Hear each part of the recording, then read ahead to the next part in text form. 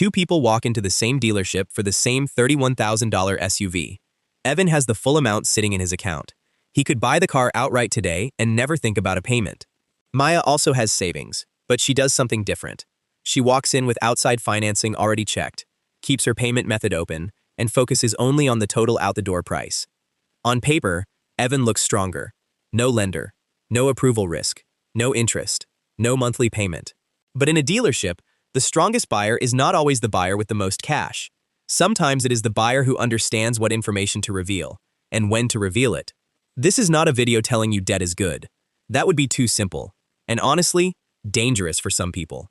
If financing makes you buy too much car, cash is probably safer. If a monthly payment makes your budget fragile, cash may be the better move. But there is one expensive mistake many cash buyers make before the negotiation even starts. They say, "I am paying cash." They think those words create power. In a private sale, maybe they do. If you are buying a used sofa, a motorcycle, or a piece of equipment from someone who wants a clean deal, cash can move the price. A car dealership works differently. A dealership is not only selling a vehicle, it is building a transaction. That transaction can include the vehicle price, the trade-in number, the loan, the interest rate, the term, warranties, gap coverage, service plans, tire packages, paint protection, documentation fees, and add-ons that sound small until they are stacked together. That is why the car is not always the main profit story. The car brings you through the door.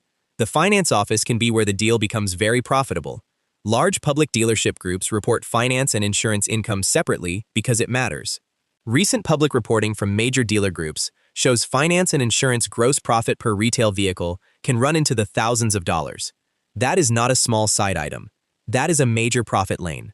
Now think about what happens when Evan announces cash in the first 5 minutes. From Evan's point of view, he has removed friction. No bank, no loan, no approval, no monthly payment.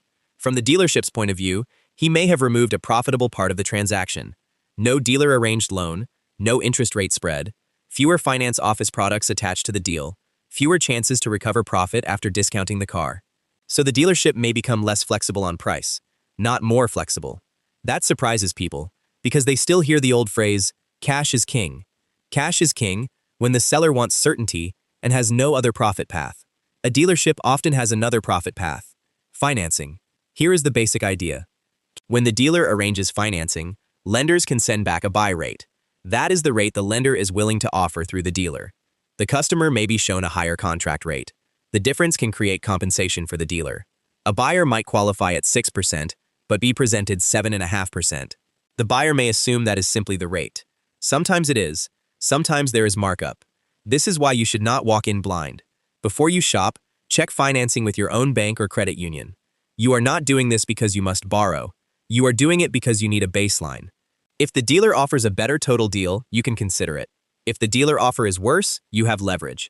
The finance office has another layer too: add-ons, extended warranties, gap coverage, tire and wheel protection, paint protection, key replacement, theft products, maintenance plans.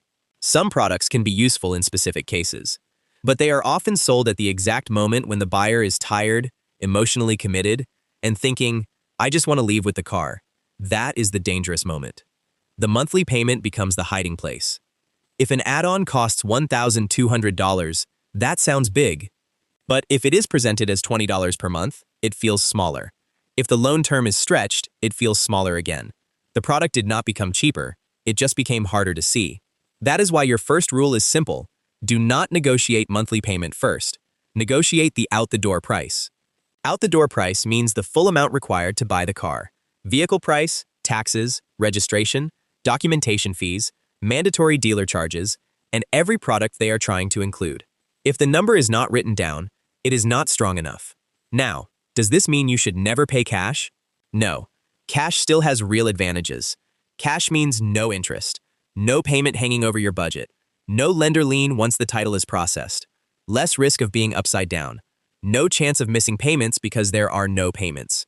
And for people who hate debt, cash gives peace of mind that is hard to price. For many buyers, that peace of mind is worth more than squeezing the last dollar out of a negotiation. The mistake is not having cash. The mistake is revealing cash before the dealership has committed to a price. So here is the smarter sequence. Step 1. Get outside financing before you go to the dealership. This can be a bank, credit union, or reputable online lender. You want to know your likely rate, term, and monthly cost before the dealer starts presenting numbers. This stops you from accepting a marked up rate just because it is the first rate you see. Step 2. When you arrive, keep the payment method open. If they ask, are you paying cash or financing, do not lead with your full plan. Use a clean answer. I am comparing financing options, but I want to agree on the total out-the-door price first. That is not a lie. It is also not oversharing. Step 3. Negotiate the vehicle price as a total number. Not the payment, not the down payment, not the term. The total. Ask for the written out-the-door price. If they show you only a monthly payment, bring it back. I understand the payment, but I need the total price with all taxes, fees, and required charges. This one sentence protects you from a lot of games. Step 4. Compare the dealer financing against your outside option. If the dealer gives you a lower vehicle price only because you finance through them, fine. That might still be useful. But now you inspect the financing like a contract, not a favor. Check the annual percentage rate. Check the term. Check the total finance charge. Check for an origination fee. Check for a prepayment penalty. Ask whether the loan is simple interest. Ask whether any add-on product is required. Then read the paperwork and confirm it yourself. A salesperson saying, no penalty, is not enough.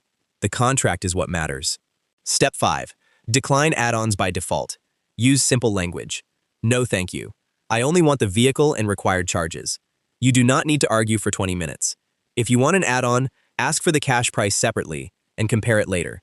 Do not let it disappear into the payment. Step 6. Once the loan account exists, decide whether to pay it off. If the dealer discount was large, the loan has no prepayment penalty. There is no upfront fee that wipes out the savings, and the interest cost before payoff is tiny. Paying the loan off quickly can make sense. That is how a cash buyer can still use cash without announcing cash. You received the financing buyer price. You avoided unnecessary products. You checked the contract. Then you used your cash on your timing. But do not ignore the catch. If the loan has a penalty, the strategy may fail. If the loan has a large origination fee, the strategy may fail. If the dealership gives a discount but forces add-ons you do not want, the strategy may fail. If you will not actually pay the loan off quickly, the strategy may fail. And if the numbers are close, do not overcomplicate it. Pay cash and move on. This is not about winning a game. It is about protecting your total cost. Here is a simple example. Evan walks in and says cash immediately. The dealership knows there will probably be no finance income. They hold firm near the sticker price. Maya walks in and says she is comparing financing options. She negotiates only the out-the-door price. The dealership believes there may be finance income later, so they become more flexible on the car price. Maya gets $2,000 off. In the finance office, she rejects the warranty, rejects paint protection, rejects tire coverage, confirms there is no prepayment penalty, signs a clean loan, and pays it off after the account appears online. If her small interest cost is far below the discount, she wins. But if the dealership added a fee, or buried a product, or blocked early payoff, she walks away, or uses her outside financing. That is the real lesson. The smart buyer does not ask, cash or loan. The smart buyer asks, what is the cheapest safe total deal after every price, fee, rate, product, and penalty is counted? That question beats slogans. Cash is king is a slogan. Never pay cash is also a slogan. The truth is more boring, but more profitable. Control the sequence. First, know your outside financing. Second, negotiate the out-the-door price. Third, get it in writing. Fourth, inspect the finance terms. Fifth, reject unnecessary add-ons. Sixth, pay cash, finance, or pay the loan off quickly, depending on the contract and the math. Before you walk into the dealership, decide your maximum total price. Decide your maximum loan term. Decide which add-ons you will refuse. Decide whether you are willing to walk away. The walk-away part matters more than the cash. A buyer with cash who cannot walk away has weak leverage. A buyer with financing who can walk away has strong leverage. So the next time you are buying a car and you have the cash ready, do not rush to announce it. Keep it quiet. Win the price first. Read the financing second. Then decide how to pay.